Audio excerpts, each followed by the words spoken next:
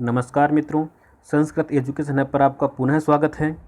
आज के क्लास में हम पढ़ेंगे अधिकरण कारक यानी कि सप्तमी विभक्ति। इससे पहले हम 6 कारक पढ़ चुके हैं, कर्ता कारक से लेकर के संबंध कारक तक। तो अगर आप वो देखना चाहते हैं वीडियो तो हमारे चैनल पर विजिट करें और वहाँ पर जाकर के एक प्लेलिस्ट बनी हुई है संस्कृत ग्रामर नाम से, तो उसमें जाकर के आप ये 6 वीडियो 6 क्लास देख सकते हैं। उसके बाद में आपको ये क्लास देखनी है अधिकरण कारक की। तो अगर आप पहली बार हमारे चैनल पर विजिट किया है आपने, तो इसको सब्सक्राइब करें और अपने साथियों के साथ इसको शेयर करें। तो ये जो क्लास है वो कक्षा 6 से लेकर के कक्षा 12 तक, और उसके अलावा जो अपने एग्ज़ाम है रीट एग्ज़ाम जो कि शिक्षक भर्ती के लिए होता है उसके लिए, और सेकंड ग्रेड के लिए, और इसके अलावा वो एग्ज़ाम जिनमें संस्कृत लैंग्वेज आती है लेवल फर्स्ट के लिए और लेवल सेकंड के लिए, सभी के लिए समान रूप से महत्वपूर्ण है। जैसे कि यूपी टेट है ना, MP TET, UK TET, H TET, उन सब के लिए ये वीडियो समान रूप से महत्वपूर्ण है। तो आइए शुरू करते हैं इस वीडियो को, इस क्लास को। देखते हैं आज का अपना कारक। आज का अपना कारक है अधिकरण कारक यानी कि सप्तमी विभक्ति। देखते हैं इसका पहला सूत्र, आधारो अधिकरणम। आधार में अधिकरण कारक होता है, आधार में अधिकरण कारक होता है, और आधार को क्या कहते हैं, अधिकरण कहा जाता है। ये इस सूत्र का तात्पर्य है। आधार में अधिकरण कारक होता है और आधार को ही अधिकरण कहा जाता है। इन सब बातों को अभी हम उदाहरण के माध्यम से समझने वाले हैं। एक बार पहले आप इन सूत्रों को समझ लें कि सूत्र क्या कहते हैं। तो ये था अपना पहला सूत्र। इसके बाद में है अगला सूत्र, सप्तमे अधिकरणे, यानी कि अधिकरण कारक में कौन सी विभक्ति होती है, सप्तमी विभक्ति का प्रयोग करते हैं। ये बात कहता है अपना द्वितीय सूत्र। अब देखते हैं आधार कितने प्रकार के होते हैं। आधार कितने प्रकार के होते हैं, तो देखिए आधार जो होते हैं वो होते हैं अपने 3 प्रकार के। अब 3 प्रकार कौन कौन से हैं, तो वो है, पहला अपना हो जाएगा औपश्लेषिक, दूसरा हो जाएगा वैशेषिक, और तीसरा अपना आधार हो जाएगा अभिव्यापक। सबसे पहले अपन बात करते हैं औपश्लेषिक आधार की। तो इसमें क्या होता है, इसमें भौतिक संबंध दिखाई देता है अपने को, वस्तुओं के मध्य भौतिक संबंध का जुड़ाव होता है। जहाँ पर ये भौतिक संबंध का जुड़ाव होता है वहाँ पर आधार औपश्लेषिक आधार होगा, और वहाँ पे विभक्ति का प्रयोग करेंगे अपन सप्तमी विभक्ति का। तो इसका एक उदाहरण लेते हैं अपन, ठीक है। देखते हैं औपश्लेषिक आधार का उदाहरण। शिशु चटाई पर सोता है। शिशु चटाई पर सोता है। चटाई क्या है, एक भौतिक साधन है। क्या है, एक भौतिक साधन है, और शिशु का संबंध किससे है, भौतिक साधनों से है। यानी कि शिशु किस पे सो रहा है, चटाई पर सो रहा है। शिशु के सोने का आधार क्या है, चटाई है। तो आधार में अपन क्या करेंगे, सप्तमी विभक्ति का प्रयोग कर देंगे। तो इसका आधार है चटाई पर। चटाई को संस्कृत में बोलते हैं कटे। संस्कृत का सप्तमी विभक्ति एक वचन में बोलते हैं इसको कटे। तो वाक्य अपना इस प्रकार से बन जाएगा, शिशु कटे सेते। शिशु चटाई पर सोता है। ये था अपना औपश्लेषिक आधार। इसके बाद में अपन बात करते हैं वैशेषिक आधार की। तो देखिए इस वैशेषिक आधार में होता क्या है, इसमें विषय या फिर प्रयोजन से संबंध होता है। या तो कोई विषय होता है या फिर कोई प्रयोजन होता है, ठीक है। इसका भी एक उदाहरण लेते हैं अपन नीचे। देखिए मोक्ष की इच्छा, किसकी इच्छा हो रही है, मोक्ष की इच्छा हो रही है। तो हमने यहाँ पे पढ़ा था अभी कि जहाँ पे विषय का संबंध आ रहा हो, है ना, विषय का या प्रयोजन का संबंध आ रहा हो, तो वहाँ पे आधार कौन सा होगा, वैशेषिक आधार होगा, और उस आधार में अपन करेंगे सप्तमी विभक्ति का प्रयोग। तो यहाँ पे है मोक्ष की इच्छा, तो मोक्ष की ये एक विषय है मोक्ष, ठीक है। तो इसमें हो जाएगी अपने सप्तमी विभक्ति का प्रयोग। तो मोक्ष की हो जाएगा मोक्षे, इच्छा का हो जाएगा इच्छा, मोक्षे इच्छा। इस प्रकार से अपना वाक्य बन जाएगा। अब अपन बात करते हैं अपना तीसरा आधार, जिसका नाम है अभिव्यापक आधार। ये कहाँ पर होता है, ये सभी जगह जो विद्यमान होता है, जो वस्तु सभी जगह विद्यमान होती है उसमें होता है अभिव्यापक आधार। जैसे कि समझते हैं उदाहरण के माध्यम से, दूध में घी है।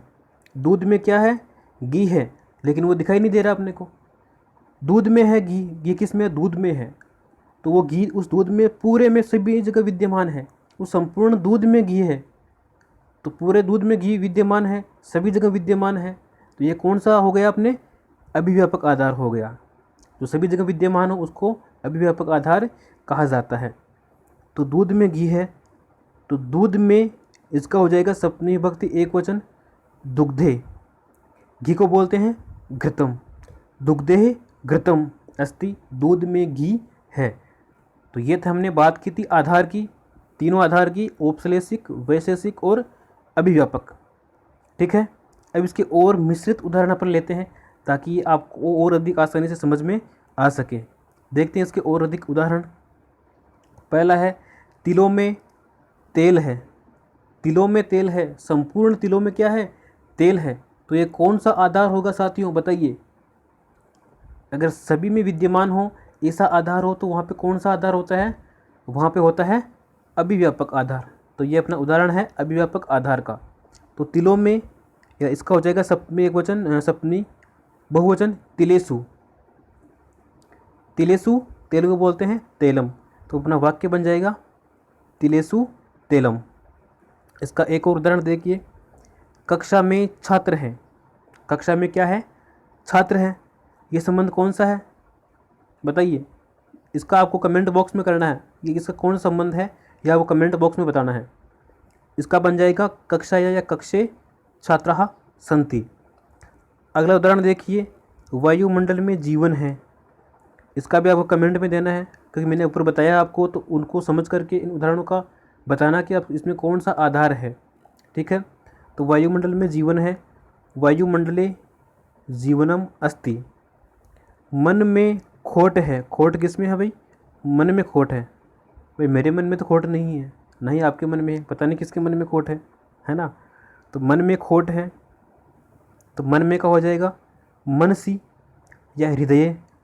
खोट को दोष बोलते हैं, दोष आप ले सकते हो, दोष है, मनसी हृदय दोष है। तो ये थी, हमने बात की थी तीनों आधारों की। कौन कौन सी थी तीनों आधार, औपश्लेषिक, वैशेषिक और अभिव्यापक आधार की। अब बढ़ते हैं अपने अगले सूत्र की ओर। अगला अपना ट्रिक है, सूत्र है यतश्च निर्धारणम।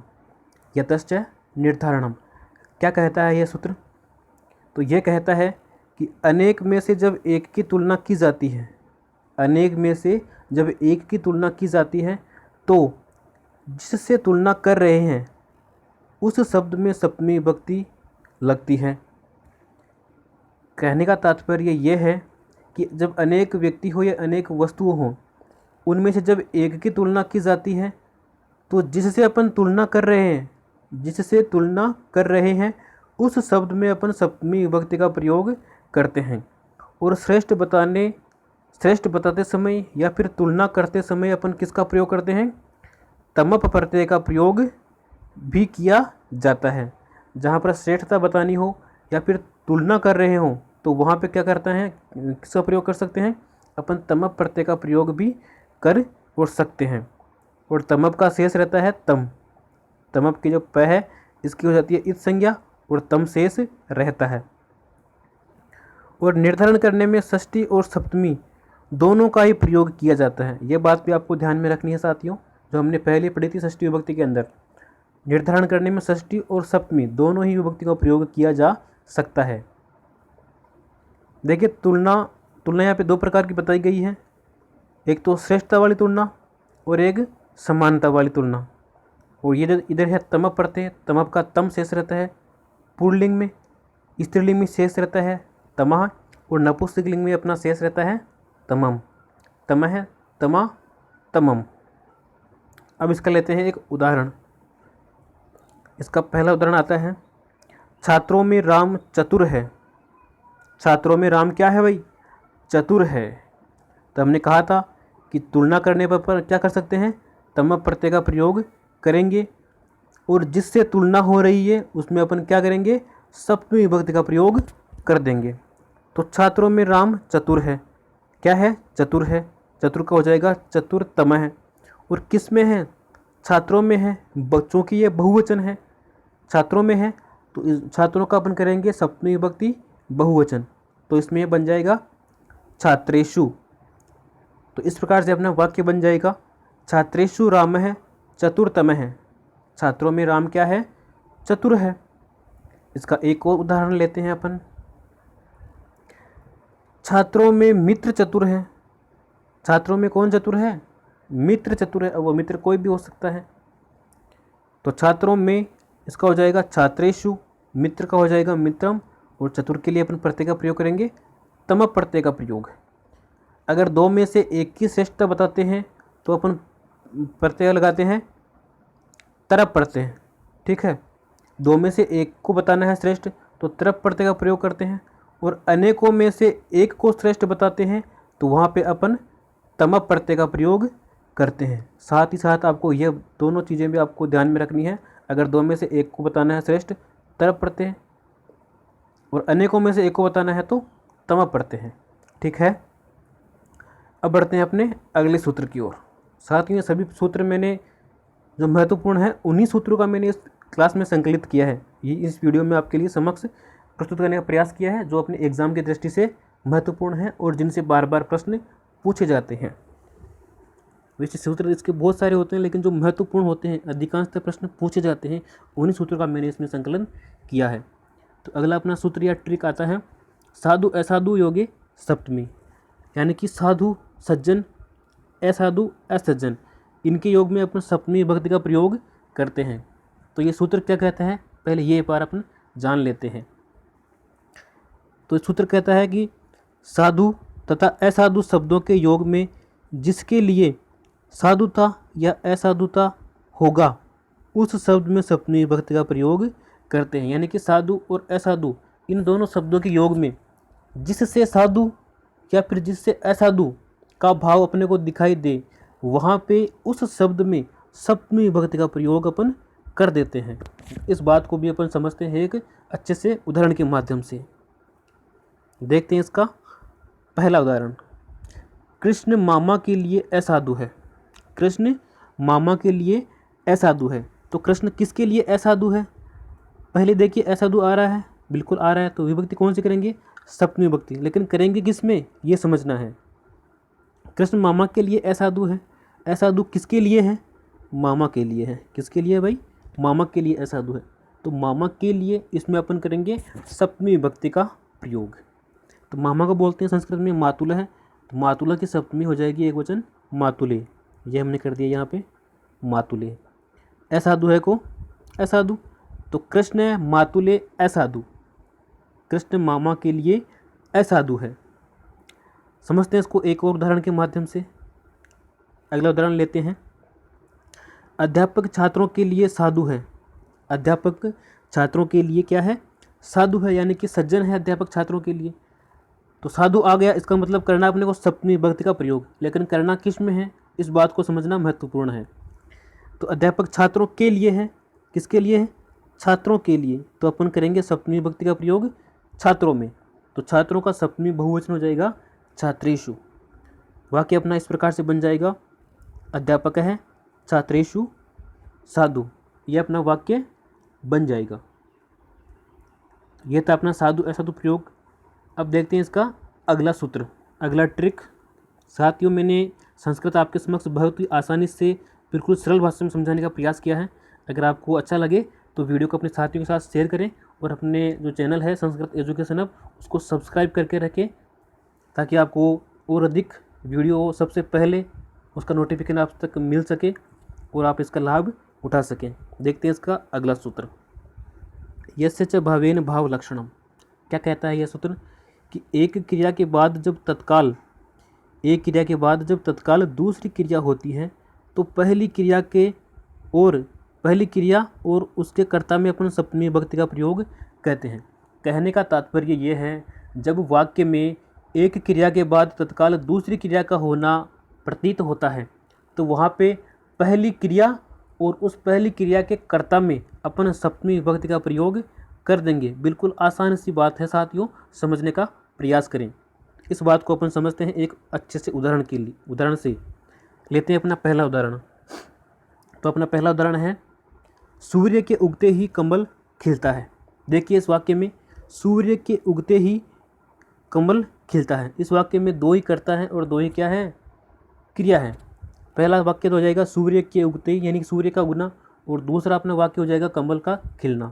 तो इस वाक्य में देखिए आपको दो क्रियाएं नज़र आ रही है, एक तो आ रही है उगना और एक आ रही है खिलना। इसके अलावा दो करता है सूर्य और कमल। तो हमने पढ़ा था कि जहाँ पर आपको वाक्य में क्या मिलता हो, एक क्रिया के बाद तत्काल दूसरी क्रिया का होना प्रतीत हो रहा हो, वहाँ पे अपन क्या करेंगे, उसके पहली क्रिया और पहले क्रिया के कर्ता में अपन सप्तमी विभक्ति का प्रयोग कर देंगे। तो इस वाक्य में देखिए पहले क्रिया अपनी उगना और पहला क्रिया अपना सूर्य, इन दोनों में अपन करेंगे सप्तमी विभक्ति का प्रयोग। तो सूर्य की हो जाएगा सूर्य, सूर्य का हो जाएगा सूर्य और उगते का हो जाएगा उदिते। ठीक है, सूर्य का सूर्य और उगते का उदिते। अब आगे वाक्य जैसे वैसे बना दो, कमल खिलता है का कमलम विकसति। इस प्रकार से अपना वाक्य बन जाएगा सूर्य उदेति कमलम विकसति। इसको एक और उदाहरण लेते हैं, देखते हैं इसका अगला उदाहरण। राम के वन जाते ही दशरथ मर गए। राम के वन जाते ही क्या हो गए, दशरथ मर गए। इस वाक्य में देखिए आपको दो क्रिया नज़र आ रही है, एक तो मर जाना और एक क्या, वन में जाना। दो क्रियाएं हैं।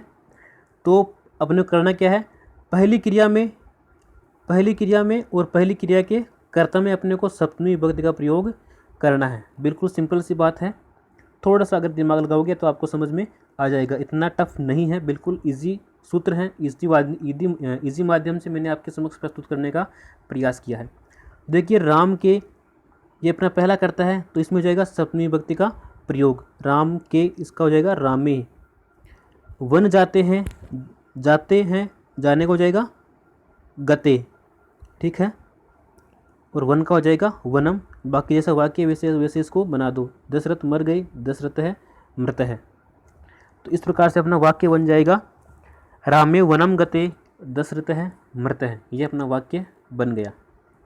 अब देखते हैं इसका और एक उदाहरण, ताकि आप इसको आसानी से समझ सकें, समझने में कोई कठिनाई ना हो। राम के आने पर मैं भोजन करता हूँ। राम के आने पर मैं भोजन करता हूँ। भोजन कब करता हूँ, राम के आने पर। तो इस वाक्य में देखिए दो क्रियाएं हैं, एक तो करना और एक आना। तो आपने पढ़ा था कि भाई जहाँ पर दो क्रियाएं अपने को वाक्यों में दिखाई दे रही हो, वहाँ पर पहली क्रिया और पहली क्रिया कर्ता में सप्तमी का प्रयोग करेंगे। मैं पुनः बात को इसलिए रिपीट कर रहा हूँ ताकि आप इसको समझ सकें और आपको ये बात याद रहे। तो पहला कर्ता हो जाएगा अपना राम और पहली क्रिया हो जाएगी आने।